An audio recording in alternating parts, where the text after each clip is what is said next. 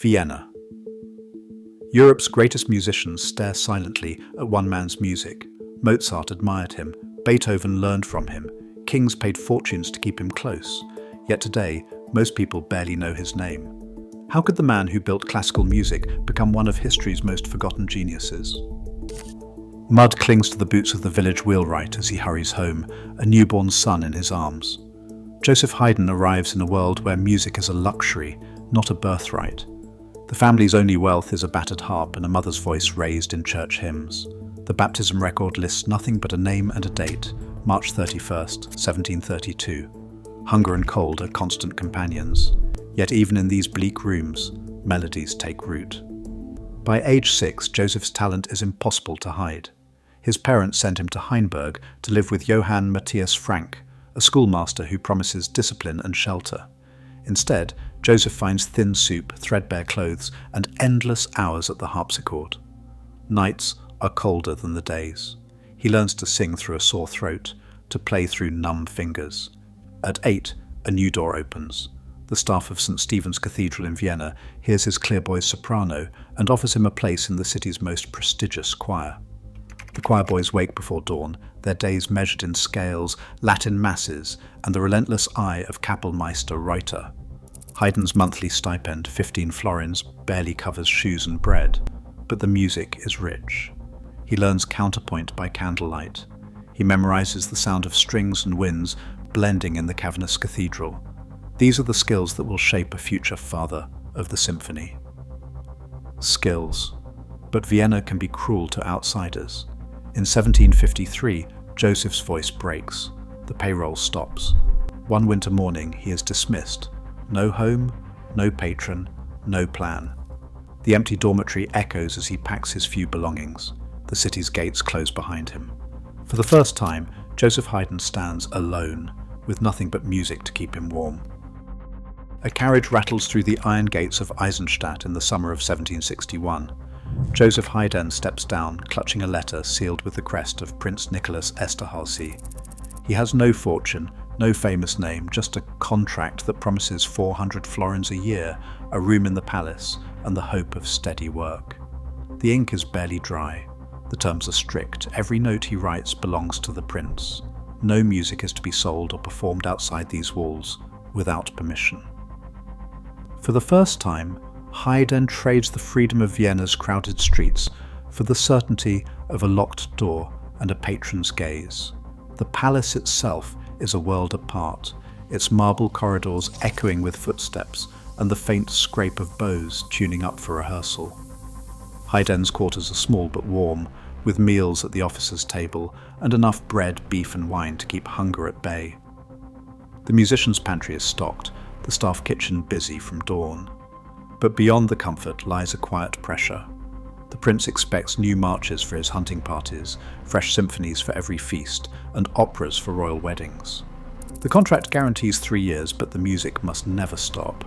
This is not the life of a celebrated composer. It is a craftsman's bargain, security in exchange for obedience, daily creation in exchange for isolation. Haydn is both servant and master, shaping his sound in the shadow of gilded ceilings. The rehearsal rooms become his laboratory. Here, cut off from Vienna's applause, he will invent the future of classical music. But Europe will not hear his voice for decades. For now, the world's most important composer is a hired hand behind palace walls, dreaming of something more. It is 1791, London. The audience at Hanover Square Rooms jolts upright, some nearly dropping their opera glasses. Joseph Haydn, the so-called father of the symphony, has just delivered his most famous punchline, the Surprise Symphony, Measure 64. Critics scramble for words. The Morning Chronicle calls it a thunderclap. But this was no accident. Haydn had spent decades turning music into a playground of shock, wit and invention. He did not just write symphonies, he built them from the ground up. The 4-movement arc, fast, slow dance finale was not handed down. Haydn codified it, movement by movement, until it became the blueprint for Mozart, Beethoven, Brahms, and every orchestra since. In his hands, form became drama. He introduced the monothematic exposition. Instead of contrasting melodies, he spun endless variations from a single idea, tightening the screws until even the most jaded listener leaned in, waiting for the twist. Haydn's laboratory was the palace, but his experiments were for everyone. In 1772, he staged a musical protest, the Farewell. Symphony ends with musicians snuffing out their candles and leaving the stage one by one until only 2 violins remain. Prince Nicholas got the message. The musicians were sent home the very next day. Haydn did not need words to make his point. In the string quartet, he turned conversation into music. Opus 20, written in 1772, let each instrument speak, argue, joke, and interrupt. By Opus 33, the humour was open rebellion. The finale of the joke quartet teases the audience with false endings and awkward silences.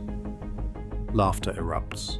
Even now, musicians compete to see who can milk the pause for the biggest grin. Haydn's genius was not just in the notes, but in the timing, the risk, the willingness to make an entire room gasp, laugh, or squirm. Every surprise, every farewell, every musical prank, these were not just tricks, they were the foundation stones of what we call classical music today. And Europe, still obsessed with tradition, was about to find out just how far Haydn could push the rules. Vienna, 1785. Wolfgang Amadeus Mozart sets his pen to the title page and writes, "An meinem lieben Freund Haydn von Wolfgang Amadeus Mozart." 6 quartets, each a masterwork, dedicated to Joseph Haydn by Mozart himself. The message is simple but seismic, a public salute from one genius to another. Mozart tells anyone who will listen, "I have learned more from Haydn's quartets than from any teacher." For the first time, the world's most dazzling young composer bows to the father of the symphony.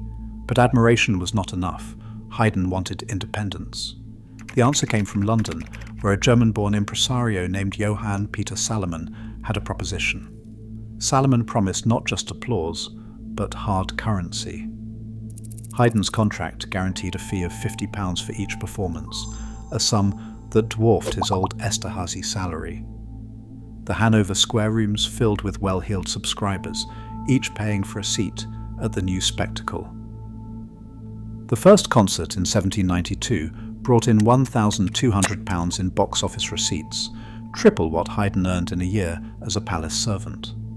For the first time, a composer's fortune was tied not to a prince, but to the open market. Haydn's London seasons turned him into something new, a celebrity who could command the price of his own music. He bought a house in Vienna, invested in publishing, and sent money home to his family. The subscription lists read like a who's who of London's elite, bankers, poets, politicians, all paying to hear the father of the symphony in person. The old world of private patronage was fading. Haydn had crossed the threshold. He was no longer just a craftsman in a gilded cage, he was the architect of his own destiny, and the entire musical world was paying attention. But what happened next changed everything. Haydn's new freedom would transform not just his fortunes, but the future of music itself. He wanted more than lessons. He wanted the secret to greatness. Joseph Haydn, now a legend, agreed to teach him. The meetings were tense. Beethoven's diary records his impatience. "I demanded the secret of my thirds." Haydn's reply was blunt. "You shall learn by hearing, not by asking." The master's approach was strict, almost cryptic, but the results were undeniable. Beethoven's early sonatas pulse with Haydn's clarity and discipline, each phrase shaped by the same rules that built the symphony itself. Outside the lesson room, Haydn was reaching for something even larger. In 1798, Vienna gathered for the premiere of his oratorio, The Creation. The opening chords painted chaos, thunder, sudden light, an entire universe conjured from sound. 3 years later, the seasons followed, blending choral drama with the pulse of nature. These works were more than music, they were blueprints for the Romantic era. Beethoven watched, absorbed, and then pushed further. Haydn had become the bridge, teacher, architect, and the living link between the age of Mozart and the storm to come. Johannes Brahms sat at his desk in 1865, pen in hand, and wrote that Haydn is the father of my craft. In that single line, he drew a straight line from Joseph Haydn to every composer who followed. Mahler borrowed Haydn's buoyant themes for his own symphonies. Wagner called The Creation the first true dramatic music. Liszt, in his diary, credited Haydn for his sense of structure. Even in the world of film, Hans Zimmer has pointed to Haydn's surprise chord as the blueprint for a cinematic shock, proof that the father of the symphony still shapes how we listen today. But history played a trick. After Beethoven's death, critics like E.T.A. Hoffmann built a new musical hierarchy. Haydn, once the architect, was recast as a genial precursor, pleasant but not heroic. Editions of his music were trimmed, his wit and complexity smoothed away. The Romantic era wanted storm and spectacle, not the subtlety of a craftsman who built the stage for everyone else. The result?